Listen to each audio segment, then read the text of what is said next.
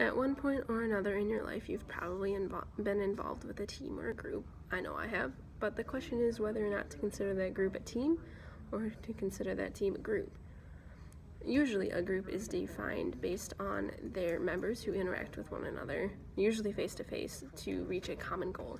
Their interaction is purely based on accomplishing that goal, and the biggest examples include groups at work or virtual groups which meet online and over the internet. These groups can be run based on a set of rules or norms or even social norms.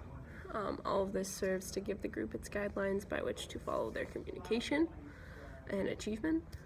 Groups are generally 3 to 12 people in size and have a variable makeup of people.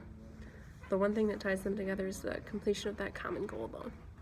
A team is a specialized group with a strong sense of belonging and commitment to each other, so much so that it brings about a collective team identity, like an athletic team, like the Packers. Each member of the team has its own role in contributing to the team's success, like the quarterback who throws and the running back who runs.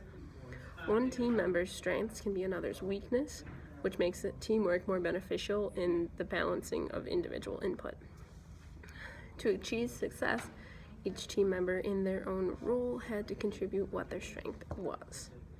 In high school, I was a part of a solo ensemble group that performed for state and district solo ensemble competitions around the state.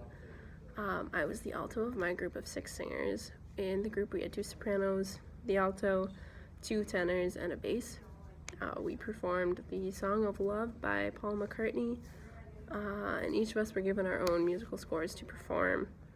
I was the alto, which means I preferred the lower notes, and I didn't really go well for the high soprano notes, but I was higher than a tenor or bass. Looking at this now, we probably should have been considered a team because each of us had ranges that we were more proficient and less proficient at. I sang alto, but my friend Jessie sang soprano, and was her weakness the lower notes, which is where I filled in for her. We used our individual talents and roles to contribute to the success of our piece of music, which we happened to get a first at state for.